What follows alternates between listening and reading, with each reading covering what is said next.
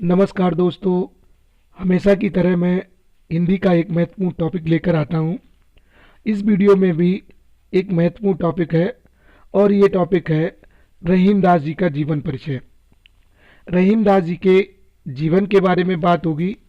उनकी प्रमुख रचनाएं क्या हैं, भाव पक्ष क्या है, कला पक्ष क्या है, साहित्य में स्थान क्या है, मतलब हिंदी साहित्य को उनकी क्या देन है, इन सारे बिंदुओं पर चर्चा होगी।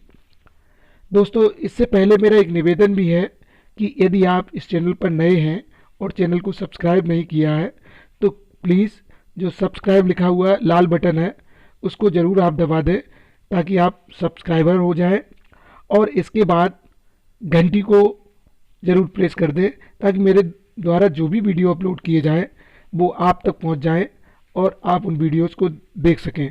सुझाव ज़रूर लिखिएगा। अब बात करते हैं अब्दुल रहीम खान खाना के बारे में। अब्दुल रहीम, जिन्हें रहीम दास कहते हैं, रहीमन भी कहा जाता है, उनका पूरा नाम था अब्दुल रहीम खान खाना और ये नाम दिया था मुग़ल सम्राट अकबर ने। रहीम दास जी का जन्म हुआ था 17 दिसंबर 1556 ईस्वी में और जन्म स्थान लाहौर, जो वर्तमान में पाकिस्तान में है। इनके पिता बैरम खान, जो मुग़ल सम्राट अकबर के सम्राट बनने के प्रारंभिक समय में संरक्षक रहे और ये हुमायूं के, मुग़ल सम्राट हुमायूं के सलाहकार थे। उनकी माँ का नाम सुल्ताना बेगम थी, जो हुमायूं की बहन की पुत्री थी। देहांत हुआ था 1627 ईस्वी में अब्दुल रहीम खान खाना का। अब थोड़ी सी उनके जीवन वृत्त के बारे में, संपूर्ण जीवन के बारे में बात कर रहे हैं। अब्दुल रहीम खान खाना, ये 5 वर्ष की आयु में इनके पिता बैरम खान को अफगान सरदार ने मार दिया था जब वो मक्का जा रहे थे। इसके बाद इनकी माँ सुल्ताना बेगम इन्हें लेकर, ये 5 साल के थे, इन्हें लेकर अकबर के सामने आई और अकबर तब तक अहमदाबाद पहुंच गए। वहाँ पर इनका मिलना हुआ और अकबर ने इन्हें अपने पुत्र के रूप में स्वीकार किया। सुल्ताना बेगम के साथ उन्होंने अपना विवाह कर लिया अकबर ने। तो सुल्ताना बेगम, जो इनकी माँ थी, वो अकबर की पत्नी हो गई और अकबर ने इन्हें पुत्र के रूप में स्वीकार कर लिया। जब अकबर का पुत्र सलीम हुआ तो उसका शिक्षक इन्हें नियुक्त किया गया, सलीम का, अब्दुल रहीम खान खाना को। अकबर ने जो नवरत्न बनाए थे उन नवरत्नों में से एक थे ये, और अकबर के महत्वपूर्ण सेना नायकों में से भी एक थे। ये था इनका जीवन परिचय। लेकिन इनकी जो प्रमुख रचनाएं हैं, यद्यपि ये फारसी के जानकार थे, बहुभाषाविद थे, बहुत सारी भाषाएं आती थी, लेकिन हिंदी के प्रति इनका अनुराग बहुत अधिक था।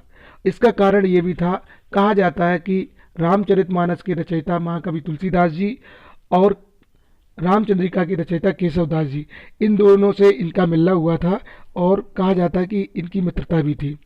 तो इनकी रचनाएं जो हैं, रहीम रत्नावली, रहीम विलास, रहीमन विनोद, रहीम कवितावली, रहीमन शतक, रहीमन चंद्रिका, मदनाष्टक।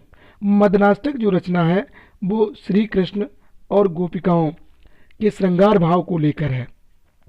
अब इनके भाव पक्ष की बात करें, रहीम दास जी का जो काव्य है, भक्ति का काव्य है। उनकी कृष्ण के, श्री कृष्ण के प्रति भक्ति बहुत ही महत्वपूर्ण है, क्योंकि वो शिया संप्रदाय के मुस्लिम थे और अकबर के सेना नायक और राजकवि भी थे।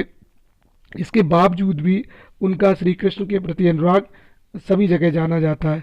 उनके जो नीति के दोहे हैं वो आज भी गांव में प्रचलित हैं। जिस तरह लोकोक्तियाँ और मुहावरे होते हैं, उसी तरह इनके दोहे गाए जाते हैं।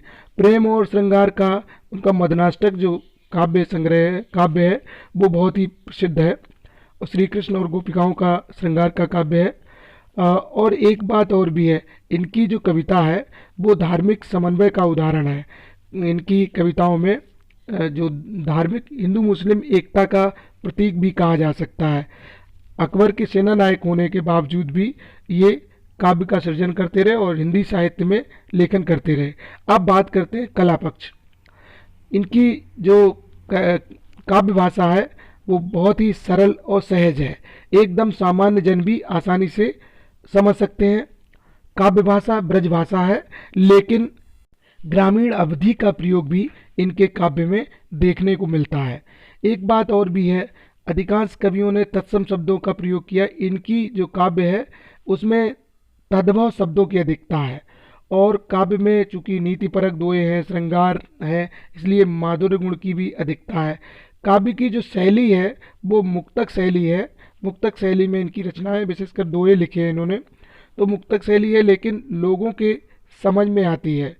यदि निष्कर्षतः कहा जाए इनके कला पक्ष के बारे में, तो भाषा एकदम सरल और सहज है और जो आसानी से लोग समझ सकते हैं।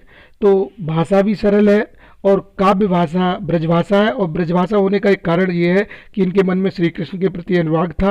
तद्भव शब्दों की अधिकता है, माधुर्य गुण की अधिकता है, मुक्तक शैली का काव्य इन्होंने सृजित किया। दोस्तों, अब बात करते हैं कि इन्होंने हिंदी साहित्य को क्या दिया, साहित्य में क्या स्थान था। इनका साहित्य के प्रति अनुराग होने का कारण ये है, इनके मन में सभी धर्मों के प्रति आदर का भाव होना। दूसरे, सम्राट अकबर ने इनके लिए शिक्षा दीक्षा की व्यवस्था की थी।